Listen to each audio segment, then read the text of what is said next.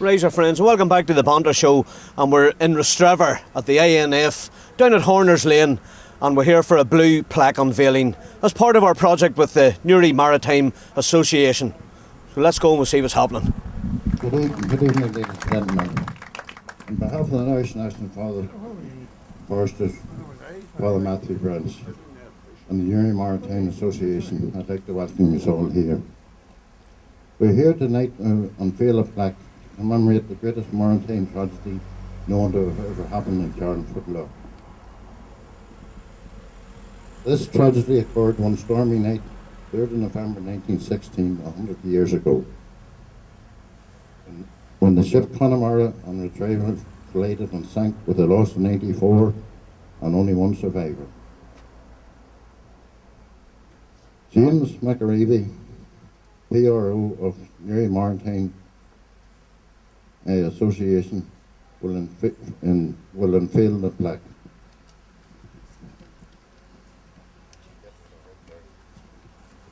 James, with his colleagues, Michael O'Hare as chairman, Colin Kern, treasurer, Newry Sub-Aqua Club, to name but a few, have over the years been trying to preserve the maritime history of Newry and Connemara.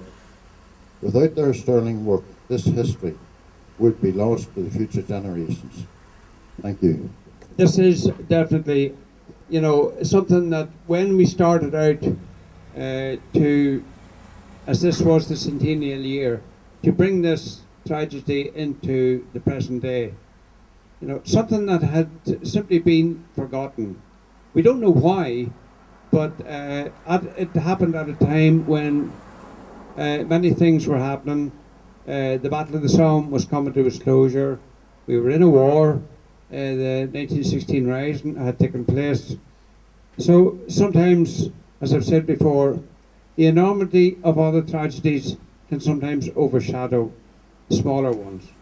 But this was by no means small, but in the scale of something like the Battle of the Somme, yes, it was. And historically, again, the Easter Rising as well was life-changing to an awful lot of facets of our lives. And when we started, as I say, to bring this to the fore, more and more people became involved and started to search into their own history to see if they had friends or family or some relatives in that were associated with it. And it was wonderful to see so many people coming forward that had connections in it. And that in itself leads on to this sort of historical event continuing. It takes on a whole new life of its own. The generations keep coming on who will want to know more about it.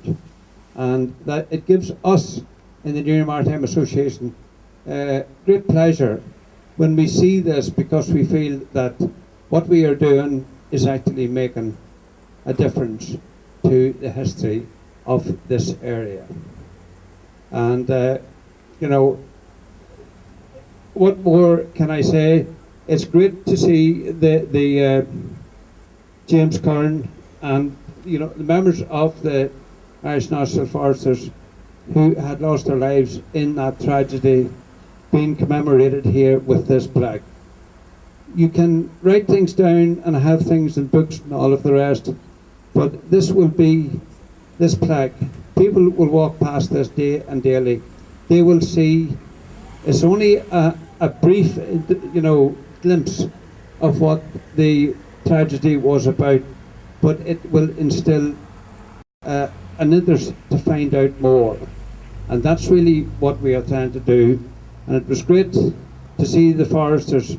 We have had marvellous support from both the foresters here in Warrenpoint and also the Newry branch as well, who also had members lost in this tragedy.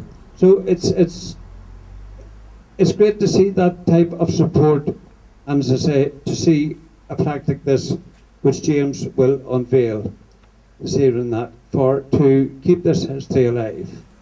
Ladies and gentlemen, thank you very much indeed for your attention. Now, if James, you would like to unveil this plaque, please.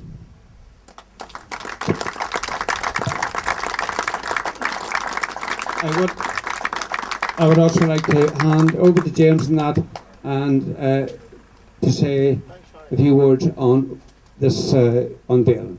Thank you, Michael. And I'd like to say a word of thanks to Branch Father Matthew here in Rostrevor of the ANF, who are sponsoring this magnificent plaque here tonight, which is an amalgam of the work of McCall Sains and Mickey Mallon, our blacksmith, who's here with us tonight. And Mickey's responsible for the ironwork around each of these plaques. This is the 7th event that we have had since we launched the project in Carlingford Lough Sailing Club on the 11th of June. And it's the 7th of 14 events leading up to the centennial in Newry on the 3rd of November. And we have 2 more events in Mourne, Grange Primary School on the 28th of September. No, it's the last one. That'll be the 8th one, and that will be finished in Mourne and moving to South Armagh. And the reason behind picking the events and the venues was that each event would be of particular relevance to the tragedy locally. And as Hugh pointed out, this was the worst tragedy in maritime history in the Carlingford Lough area. Indeed, until the sinking of the RMS Leinster at the end of World War II, it was the worst tragedy in Ireland. And then, of course, there was 500 people lost, an awful tragedy altogether when the Germans sank the RMS Leinster as it was leaving Dublin.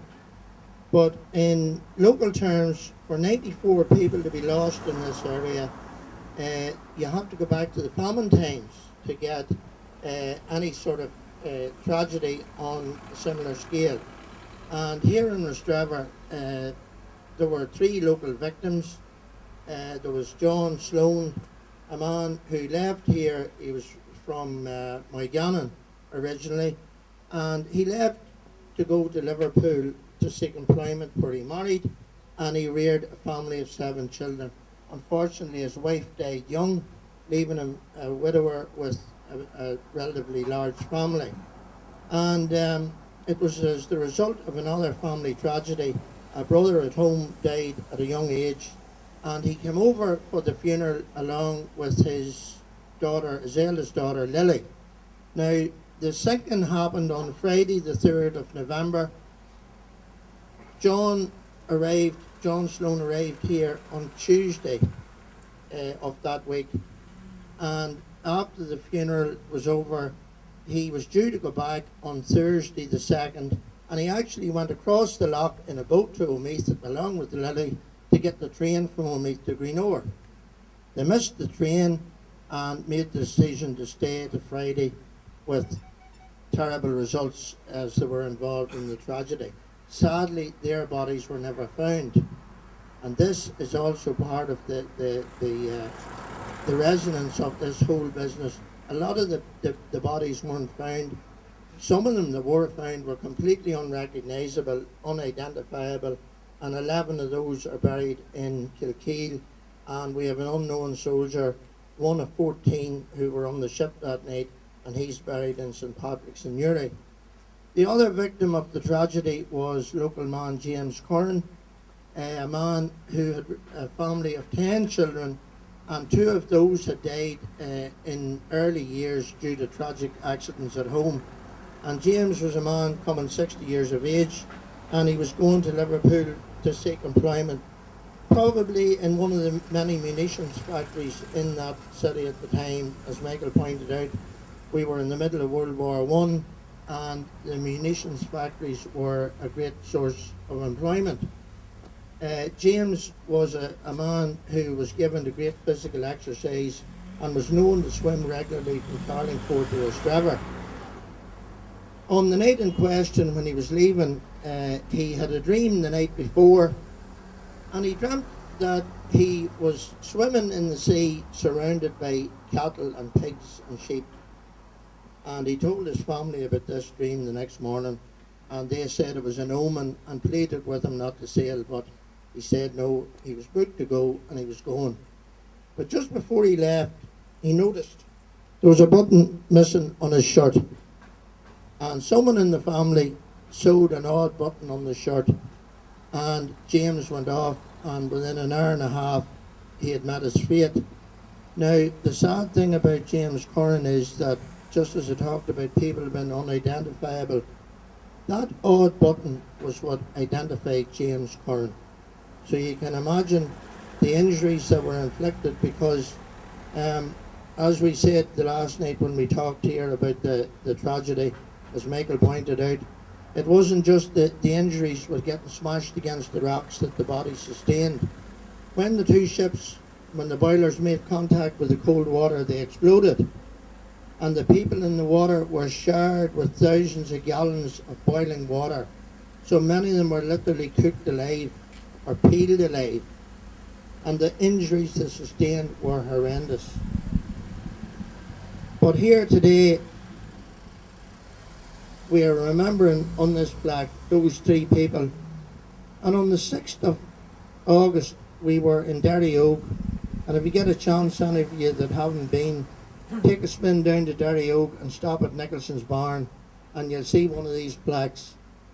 Nicholson's Barn was used as a temporary mortuary. The Nicholson family gave their property over so that local farmers could take the bodies up from Derry Oak and Cranfield beaches on horses and carts and lay them out in the barn. And there was a Sergeant Tarpey from Kilkeel RAC, and he gave evidence at the inquest on the 6th of November in Kilkeel that when he went into the shed, for 50 yards, all he could see was bodies laid out. And the Nicholson family, again, in a spirit of generosity, allowed us to have an event there on the 6th of August, and we unveiled one of these plaques, identical to this one. And I talked that day about a sense of pride and a sense of belonging, and having pride of place. And this is what marks you out as different from everybody else.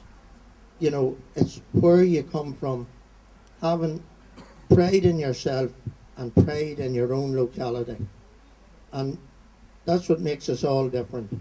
Be you from Rostrevor, Newry, Kilkeel, Dundalk, or Ireland, England, or France, everybody has pride, or should have pride of place, and pride in themselves.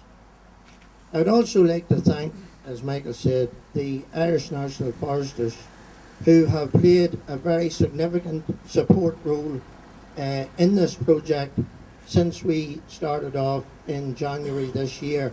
And the club in Newry facilitated us with facilities to hold meetings. Harry and Hugh represented the branch here in Rostrevor for their members.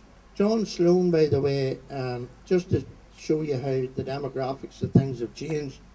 We were sitting in the office in Newry, in the Foresters in Newry one day, a fortnight ago, and the secretary of the club, Rory White, had a book, and he was looking through the book, and the branch in Newry was created in 1885. This branch is 1911, and the same year there was a branch opened in Omeath. But we was just looking at Liverpool and thinking about John Sloan, and in 1916, when John Sloan was a member of one of the Liverpool branches, he was the secretary of the Thomas Bellew branch in Liverpool, and it was one of 22 branches in Liverpool. And at that stage, the Foresters had 1,000 branches worldwide and 500,000 members. And again, it's back to pride of place, a sense of belonging. We didn't have the communications that we have now. Centres of Irish population that went to their own communities, they tried to recreate their own environment, and groups like the INF were very, very important. Glasgow was another big Irish community, and again, there was a lot of branches in Glasgow as well. but the foresters have been very supportive. We were here in April and the boys organised a fundraising night for us for the project. In May, the branch in Newry did the same thing. Harry and the boys have sponsored this plaque tonight, and I know that in November the branch in Newry is going to be hosting an event as well. So I would just like to thank the foresters as an organisation, and in particular the two branches here in Rostrevor and the John Mitchell branch in Newry.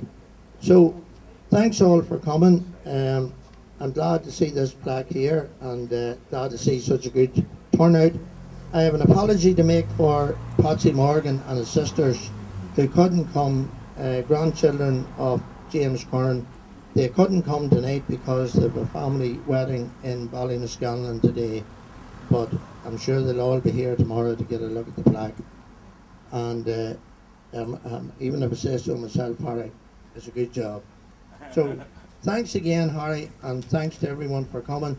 The Camlough Band are inside, and could I just tell you that the Camlough Band this year are celebrating their 80th anniversary, and the conductor Tom McCabe and his brother Frank have each been in the band for over 70 years, which I think is an incredible achievement. Thank you very much.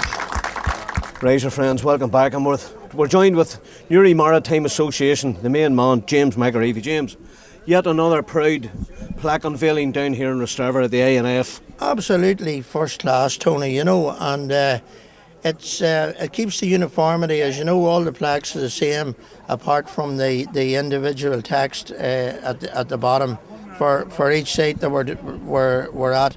But there's been a great turnout tonight, a great buzz, and that's what it's all about. Yeah, as you say, there is a great turnout, and I see James Kern's great-great-grandson down there, and hopefully we'll get a bit of banter with him shortly. Yeah. My good friend Dermot McQuaid, the musician, Yeah. and singer-songwriter. So, and I see you were talking to Dermot's sister, Pauline, I believe. That's right. She wrote a song about the Connemara, Sweet Alice. Was that the name of it? I think that's Alice Murdoch was James Kern's wife yeah. from Bourne. So big respect to you, Pauline Shields, Oh, a no. good friend of ours too. Yeah, definitely. And a very talented family indeed, singer and songwriter. No doubt. And again, it's great to see the next generation, or indeed two generations down the line, fully involved, you know. Yeah. But again, Tony, many thanks to Banter Show for coming out, because it's another step on the centennial journey. This is the 7th event out of 14 that we're organising. Wow. And our journey is going to eventually take us from Kilkeel right out to Dramillion, South Armagh, back into Newry, down to the Cooley Peninsula, and finishing up in Newry then for the centenary itself. Well, that's a fair distance covered, James, I have to say. Yeah, and it's bringing in the communities right around the loch, because when we started off in this project, we wanted to be all inclusive, and that's the main thing, you know. Yeah. Inclusivity. And that's it, and nobody's left out at the end of the day. And as you say, James, it's historical. It's another historical day, and especially for the Maritime Association, and you know, Well, the anniversary. It's about involving communities, Tony. Yeah. You know, and different groups, and we've had a lot of people involved. We have yourselves, we have the local press, we have Q Radio, we've got the Sub Aqua Club, the Carlingford Loch Cork Club, the Yacht Club as well, Kilkeel Development Association. Wow. The list just goes on and on, you know. Huge spin-off, isn't it? Oh yeah, Absolutely. but it's about involving Inclusivity, people. as you said. Yeah. And even with the plaques, local man Michael McCall and Mickey Mullen, and it's all about getting local people involved, because it is a local story, and 94 tragedies unfolded that night. Serious, you know, that's the bit we can't forget about, James. That's right. You know, And I mean, when you take this instance, Tony, John and Lily Sloan, a father and his eldest daughter, and 6 orphan children left in Liverpool. He had 7 children. My goodness. The wife was dead, and the 6 children were left with no father and their eldest sister. And not only that, but as I say, they were never found. My And goodness. that compounded the agony. Wow, you know. Yeah, because there's no closure there at the end of the day. There's no closure, Tony, no. It's very sad. Well, James, I'll tell you what, fair play to you for keeping it all going, keeping history alive. Fair play, In Newry and Tony. Moore, you know. More importantly, fair play for giving us the support and the oxygen. Well, we're glad to do that, James. As I said, we're absolutely honoured to do that. It's a And pleasure talking to you, What though. do we say? From me and James, friends, right. He's on the ball, friends. He's on the ball. Okay, friends, we're joined again with the main man. How you doing, Michael O'Hare from Newry Maritime Association? Michael, how are you? I'm very well indeed, Tony. I'm just very pleased at the reception that we received here this evening, and the number of people who actually turned out, and the interest that has been generated, throughout this sort of the commemoration of this terrible tragedy in our locality. So I'm pleased. Yes, and as I say to James, you're keeping history alive, basically. Well, yes, you can write things down and put it in the book and put it in the library and all of that, but when it's something visible, like a plaque like this here, what we try to do is put as much information into as few words as possible, and that it's interesting. People will see it, they'll read it, and they'll say, "Oh yes, I would like to know more about that." Indeed. And that is, what we try to do.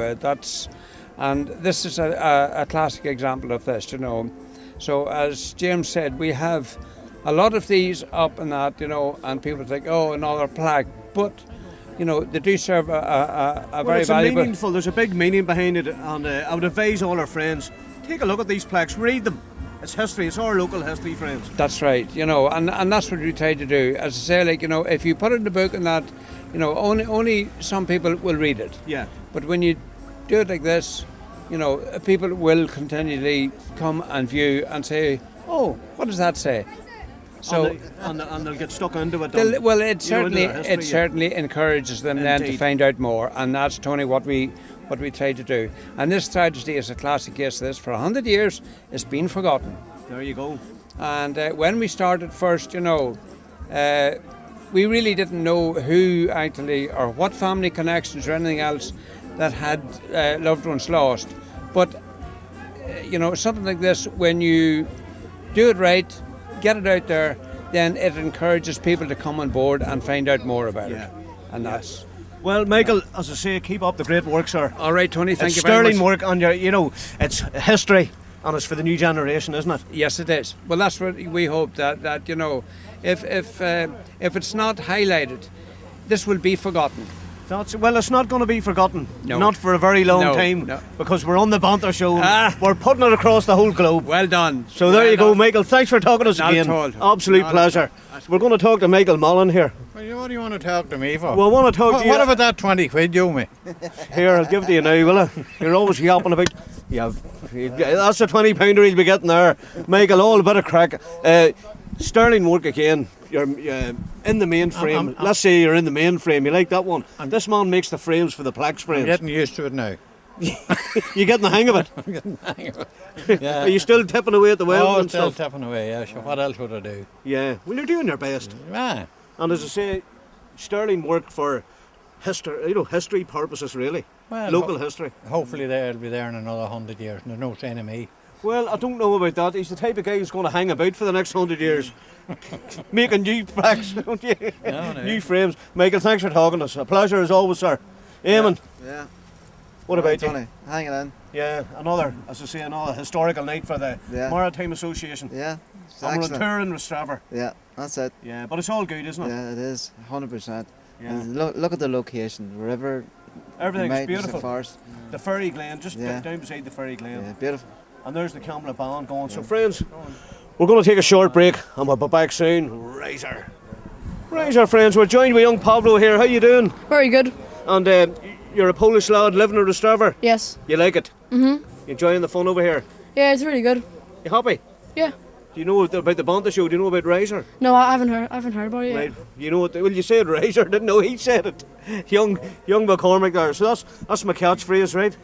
And you go like that there, Razor. So give us a razor into the... Razor. A razor. And a big shout out. Do you want to shout out to anybody? Any of your family or your friends? Yeah, I want to give a shout out to Drew Grant and Dylan Morgan Longfield and Ethan Culpin. There you go, lads. Razor. We're going to talk to this man here. What's your name? Shane. Shane McCormick. Yeah. How you doing, Shane? Good. Good. And I know your dad very well, don't I? Yeah. Yeah, big Razor beefy.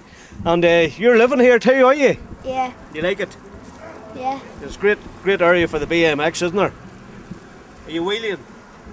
Yeah. Friends, for me and Shane, Razor. We'll be back soon. He's on the ball. Thanks, Shane.